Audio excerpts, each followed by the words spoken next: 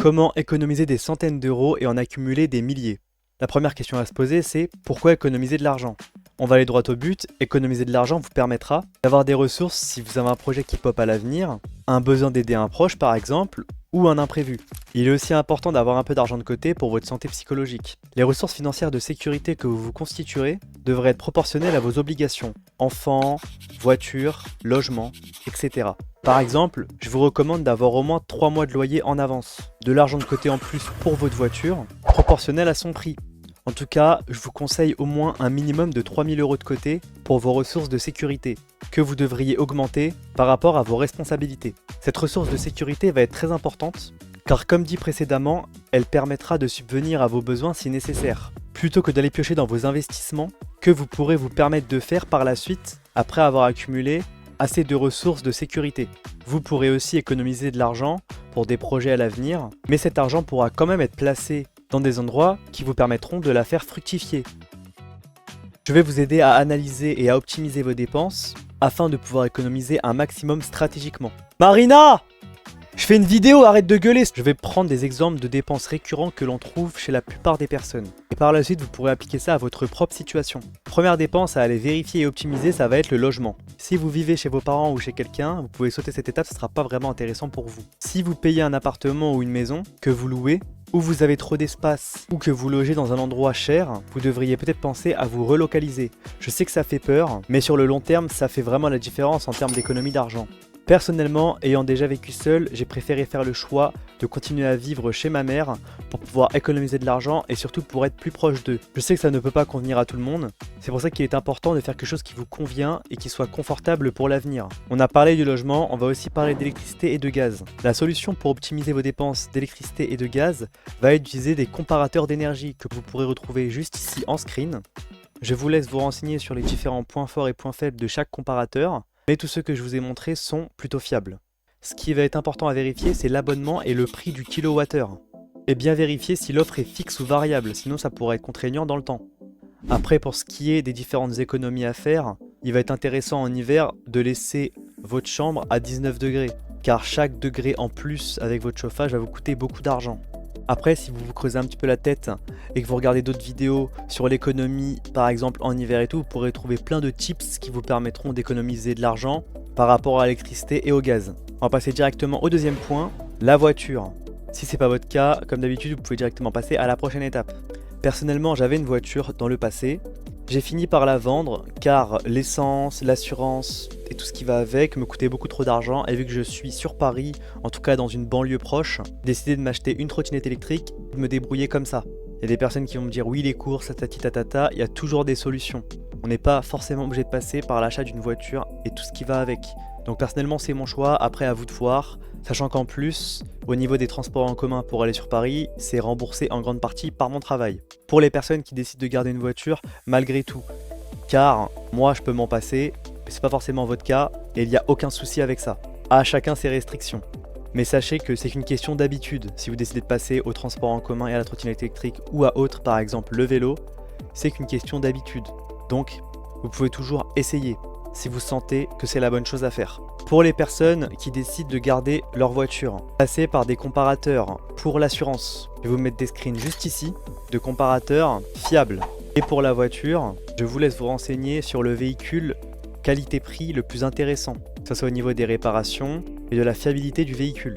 Passons maintenant à la prochaine étape, les courses. Beaucoup de personnes font leurs courses sans optimiser et je trouve que c'est une grande erreur si vous voulez vraiment économiser de l'argent. C'est pareil, c'est une grosse partie de vos dépenses à l'année. Première chose, je vous conseille de ne pas négliger la qualité de vos aliments car votre santé est primordiale. Je vous conseille avant tout d'éviter les aliments transformés tels que les plats tout prêts ou les gâteaux industriels. Personnellement, je privilégie les magasins tels que Lidl et Aldi qui sont vraiment les moins chers à mon humble avis, après avoir comparé. Après, il m'arrive d'aller compléter dans d'autres supermarchés pour les aliments que je ne trouve pas là-bas. Mais en général, il y a ce qu'il faut. Ce que je vous conseille aussi de faire, c'est de prendre en gros. En général, c'est beaucoup moins cher. Mais je vais vous donner la technique qui me permet vraiment d'économiser un maximum sur mes courses. Certes, ça prend un peu plus de temps, mais je regarde le prix au kilo. Grâce au prix au kilo, vous pouvez savoir quel est l'aliment le moins cher de sa catégorie et faire des grosses économies. Évidemment, évitez le gâchis un maximum. Après, je dis pas qu'il ne faut pas se faire plaisir. Je dis juste qu'en général, Si vous essayez de faire attention un maximum, tout en vous faisant plaisir, vous arriverez à mettre beaucoup d'argent de côté. Petit tips, si vous prenez des aliments en gros à congeler, je vous conseille quand même, une fois rentré à la maison, de les diviser dans des sacs de congélation pour pouvoir décongeler des portions à manger et pas de devoir tout décongeler ou vous retrouver à mettre des coups de scalpel dans un gros bloc congelé. C'est pas vraiment très agréable et pratique. On va maintenant parler des abonnements, ainsi que tout ce qui est paiement récurrent, comme par exemple la mutuelle. Je vais directement vous montrer un screen des différents comparateurs de mutuelles pour trouver la mutuelle la plus adaptée à vos besoins. Qualité-prix, pareil pour les abonnements téléphoniques, les abonnements musicaux du moment. En fait, la première étape, ça va être de tous les identifier, vos abonnements récurrents. La deuxième étape, ça va être de simplement retirer ceux qui ne sont pas vraiment essentiels et qui ne contribuent pas directement à votre bonheur. Par exemple, ceux que vous n'utilisez pas beaucoup ou que vous avez une alternative gratuite. Après, à vous de faire vos sacrifices ou non. Personnellement, moi, je paye mon abonnement Spotify pour épargner les pubs. Je dis pas qu'il faut absolument optimiser tout à 200%, c'est à vous de voir ce que vous voulez optimiser ou non pour arriver à économiser. Partez sur les options qualité-prix les plus intéressantes, avec les options qui sont les plus intéressantes pour vous. Et certaines fois, il n'y a pas vraiment de comparateur, c'est à vous d'aller checker les concurrents et d'aller comparer les prix et les offres du moment. D'ailleurs, en parlant de ça, il y a certains abonnements récurrents qui sont à renouveler chaque année, par exemple, comme les opérateurs tels que Bouygues Telecom, Orange pour Internet. Tous les 1 an, ils ont leur offre qui expire et les prix qui montent. Et à ce moment-là, il va être intéressant d'aller directement chez un autre concurrent qui fait des prix moins chers ou de contacter votre opérateur pour qu'il s'aligne sur les prix. Pour tous les autres abonnements et choses que je n'ai pas émises, vous pouvez vous servir de ChatGPT, qui est une IA qui va vous permettre de trouver des comparateurs fiables pour trouver le meilleur concurrent au meilleur prix, qualité-prix toujours. Et l'optimisation financière fonctionne quasiment pour tout. Par exemple, vous jouez aux jeux vidéo sur PC, vous avez des sites comme G2A qui vous permet d'obtenir des jeux vidéo à moindre prix plutôt que les acheter neufs en façon dématérialisée. Pour les vêtements, vous pouvez trouver des vêtements quasiment neufs, voire neufs sur Vinted avec des prix complètement cassés. En fait, ça va être à vous d'être intelligent et de faire vos recherches pour aller optimiser au maximum. Maintenant, je vais parler d'un petit point qui est un petit peu délicat, c'est les addictions telles que l'alcool, les jeux à gratter, les cigarettes, etc. Le problème, c'est que ces addictions-là sont déjà très nocives pour la santé, que ce soit physique ou psychologique, mais c'est aussi un gouffre financier. C'est sérieusement quelque chose que vous devriez travailler pour améliorer votre santé psychologique et physique. Je vous conseille d'essayer de consommer le minimum possible, voire plus du tout, avec l'aide d'un professionnel. Je vais essayer de vous donner 2-3 petits tips qui pourraient peut-être en aider quelques-uns. Essayez de remplacer votre addiction par des habitudes saines pour ralentir, des choses qui vous occupent, que vous aimez vraiment faire. Et essayez de vous entourer des bonnes personnes, d'en parler. Je sortirai bientôt une vidéo sur comment j'ai réussi à me défaire d'une addiction que j'avais depuis petit. Vous pourrez peut-être vous en inspirer pour vous en sortir vous aussi. Pour les personnes ayant des enfants, si ce n'est pas votre cas, vous pouvez directement passer à la prochaine partie. Le principe est le même que pour vous. Il suffit d'appliquer tout ce que vous faites pour vous à votre enfant. Les vêtements, vous avez sûrement quelqu'un de votre famille qui a des vêtements d'un enfant qu'il a eu, petite taille que vous pouvez récupérer gratuitement ou à moindre prix. Vous avez aussi Vinted. La nourriture, c'est pareil, etc., etc. Petite mention à la CAF qui propose des prestations, de vous donner de l'argent si vous avez des difficultés financières. Ce n'est pas à négliger. Je vous conseille aussi de vous renseigner sur tous les autres organismes qui proposent des prestations pour vous aider, comme par exemple la mission locale dans votre ville. Il ne faut pas négliger tout ça. Maintenant qu'on a vu à peu près tout ce qu'il faut pour optimiser son argent, on va parler du budget à vous imposer. Vous allez faire un calcul, un tableau, où vous allez compter toutes vos dépenses récurrentes. Logement, courses, enfants, à peu près, etc. Vous prenez ce chiffre, vous le mettez de côté. Maintenant, vous allez prendre tous vos revenus, donc votre salaire, vos aides de la CAF et autres. Vous allez soustraire avec vos dépenses et il vous restera un nombre. Ce nombre, c'est le reste de l'argent qui vous reste une fois que vous avez fait toutes vos dépenses récurrentes. Ce nombre, vous allez devoir le diviser en deux, avec une partie pour les plaisirs, pour tout ce qui est vêtements et autres, cinéma, à vous de voir. Et l'autre partie, ça va être pour mettre votre argent de côté, que ce soit pour vos ressources financières de sécurité ou pour votre investissement par la suite, ou mettre de côté de l'argent pour un projet. Je vous dirai juste après personnellement comment moi je m'y prends. Maintenant, où mettre votre épargne de sécurité? Parce que vous pourriez vous dire, je peux juste le laisser sur mon compte courant. Ça peut être une option. Moi, c'est pas ce que je vous conseille. Personnellement, je vous conseille d'aller mettre cet argent-là sur un livret qui est disponible directement dans votre banque. Ces livrets vous permettent de mettre de l'argent du coup sur un second compte, donc de diviser vos ressources. Les ressources qui apparaîtront sur votre compte courant, ça va être les ressources qui sont faites pour le mois, et les ressources que vous mettrez sur votre livret, c'est les ressources que vous mettrez de côté. Pour le cerveau, c'est quand même quelque chose qui est plus simple. En tout cas, c'est comme ça que moi je fonctionne. Les livrets d'épargne que je vous conseille sont le LEP, le livret A, et après vous en avez plein d'autres. Je vous laisse vous renseigner. Ces livrets ont des conditions. Ce sera à vous d'aller les chercher. Actuellement, le livret que je vous conseille s'affichera directement en screen avec les explications de pourquoi je vous conseille ce livret. Ça sera le livret qui vous rapportera le plus d'argent avec un minimum de conditions pour retirer votre argent. Je vous rassure tout de suite, les conditions pour retirer votre argent sont quasiment nulles, voire il n'y en a pas. Pour ce livret que je vous affiche en screen, il n'y en a pas. Donc, mettre votre argent de côté, c'est bien. Mettre votre argent de côté sur un livret qui vous rapporte, lui aussi, de l'argent par rapport à l'argent que vous avez mis dans ce compte, c'est encore mieux. Pour ce qui est des autres livrets, etc., si ça vous intéresse, je vous laisse vous renseigner. Vous pouvez directement trouver plein de vidéos sur YouTube gratuitement. Pour ce qui est du montant que vous gagnez en mettant de l'argent sur ce livret, je vous mets un petit calcul directement pour que vous puissiez vous faire une idée. Autre petit tip que je vous conseille, c'est l'argent que vous mettez de côté. Je vous conseille de le mettre directement en début de mois.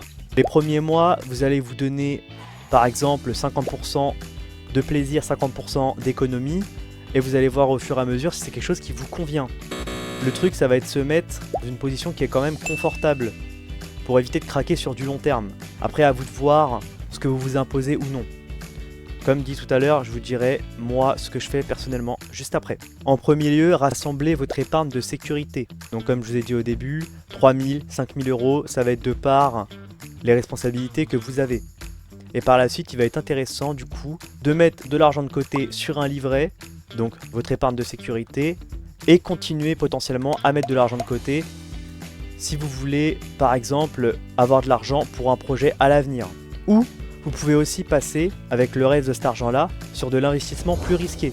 Je vous laisse aussi regarder d'autres vidéos à ce propos là, c'est tout ce qui va être finance en bourse, immobilier et autres. J'en ferai peut-être une vidéo à l'avenir. Mais en général, plus de bénéfices est égal plus de risques, plus de risques est égal plus de bénéfices.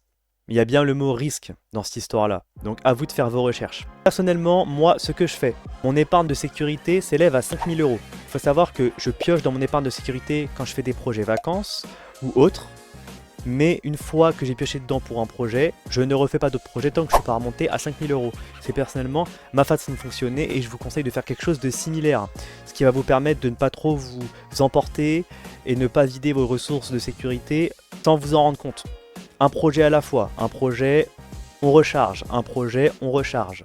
Ce que je fais aussi, c'est que personnellement, j'investis environ 60% de l'argent en plus, donc quand je déduis les dépenses récurrentes, en bourse. Début de mois, quand ma paye arrive. Moi, je fonctionne comme ça, personnellement, priorité à l'investissement. Ensuite, si je dois recharger, je recharge comme je peux mes ressources de sécurité à 5000, et si je suis déjà à 5000, du coup je me permets de réfléchir à un projet et à investir sur un projet, ou si je suis à 5000 et que j'ai investi le reste de l'argent, vu que mon épargne de sécurité est au max, je l'utilise pour des plaisirs.